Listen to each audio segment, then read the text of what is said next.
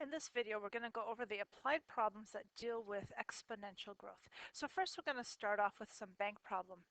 And here we are given $1,000. We're told the interest is 2.95%, and we're asked about the balance after 18 months.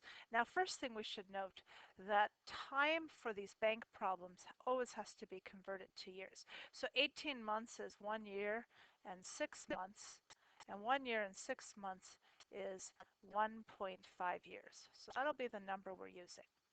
Now, when we are asked to find what we would have if it was compounded monthly, we know that we can use the formula. And this formula is given to you. You just need to recognize it. It'll be given on the test too. It's A equals P 1 plus R over N to the NT. So we just need to plug in the numbers. So our P is the $1,000 that was invested. We've got 1 plus. Our R is the 0.0295. It's compounded monthly right here. So that's going to be over 12. And up here our N again is 12 times the 1.5 years. All right, so now it's just time to pull out our calculator and enter all of this in to get an answer. So we've got, oops, got to see the zero. There it is.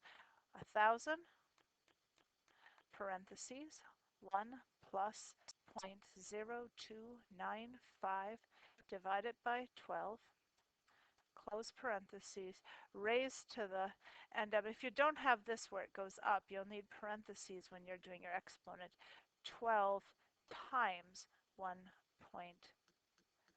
So make sure that exponent goes in parentheses for the right answer.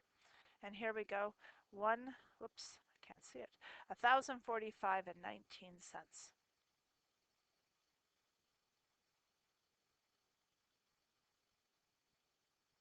All right, now in the second part, we're asked about when it's compounded continuously.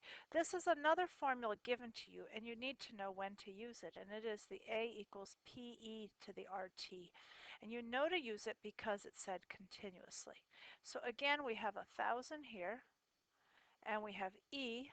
Our R is still 0.0295, and our time is still 1.5 years. So we'll put that in here. So now we've got 1,000. We can find E in blue above the ln. We can also find E over here above the division. 0.0295. Notice how this is what I'm multiplying is inside the parentheses. So E raised to this whole thing. I put the multiplication inside the parentheses, and here's my answer, 1,045, and we make a few more cents this time, 24 cents. So since it was compounded more often, we got a little bit more money. Since it was only a year and a half, it's not surprising that the answers are quite similar. All right, number 12, we've got another compound interest problem. This time it's compounded annually, which means our N equals 1. And we're going to be using that same formula as the first one, A equals P, 1 plus R over N to the NT. And we're asked about it doubling in 8 years. So here we go. We started with 5,000. If we double, we're going to end up with 10,000. 1 plus R, and they're asking, oh, they ask us what interest rate. So we're trying to find R. R is going to be over 1, because we said N was 1, because it's compounded annually, to the 1 times 8, because we're doing this in 8 years. All right, our first step is to divide by 5,000. So we're going to get 2 equals 1 plus R, and of course 1 times 8 is just 8.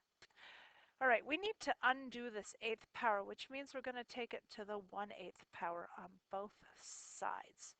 Over here, this cancels on the left side, which was our whole goal, so we get 1 plus R. And for the other one, we're going to need our calculator. So we're going to take 2 raised to, and again, we need the parentheses, to the 1/8 power. And there it is, 1.0905. So 1.0905. We subtract 1 and we get R equals 0.0905, which means we would need 9.05% interest for it to double in 8 years. So the next problem, same idea. The difference is we're going to triple in 10 years. What interest do we need? So we're starting again with 5,000. To triple, we're going to end up with 15,000. We still have 1 plus r over 1 and 1 times 10 up here. So this time when we divide, we get 3. Makes sense because we're tripling. 1 plus r to the 10th. And to undo the 10th power, we're going to take it to the 1/10th power. Same thing over here to the 3 to the 1/10th power. Pull up our calculator to get us that answer. So 3 raised to the, in parentheses, 1/10th power. And we get 1.1161. Whoops, go back to my purple. 1.1161 equals 1 plus r. We subtract r. So now we've got 0.1161, or we need 11.61% in order to triple our money in 10 years. All right, our last problem is a half-life problem. We're told that iodine 131 has a half-life of 8 days, which means every 8 days you have half as much as you had before. And we're asked how much we'll have after 2 weeks. I'm going to start out this problem just to make sure we understand what's going to happen. So on day 0, we have 800 milligrams. This is our amount. And then after 8 days, we have half as much, 400. So if we go another 8 days or 16 days, we're going to have half as much. And our question is, what are we going to have in 2 weeks? So we're looking for right here in 14 days. And the question is, what will our answer be? And right now I know it's between 200 and 400. Now the formula we can use for this is the exact same one as compounding continuously, but instead of an r, we usually write a equals p e to the kt. All right, so how much do we start with? We start with 800 milligrams, and we know we have half of it after just 8 days. So we're going to plug in an 8 here, and our goal here is to figure out k. First, we divide by 800, so we get 0.5 equals e to the 8k. We're going to take the natural log of both sides because that undoes e. Natural log of e to the 8k. When we do this, on the left we have natural log of 0.5, and on the right, natural log of e to the 8k gives us simply 8k. And now I can divide to find this answer. So we're going to take the natural log of 0.5 and divide that by 8. And when we do that, we get negative 0.08, look at that again, 664, or 66, I'll just go to 4 places right now.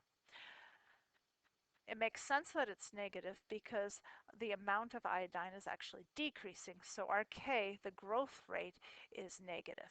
So now we go back into our formula because we asked how much we'd have in 2 weeks, which is 4 days, 14 days, not 4 days.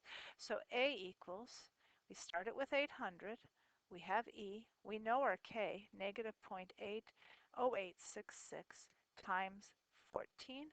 And now we're a calculator step away from the answer. So 800, we grab our e, second e to the x, negative 0.0866 times 14.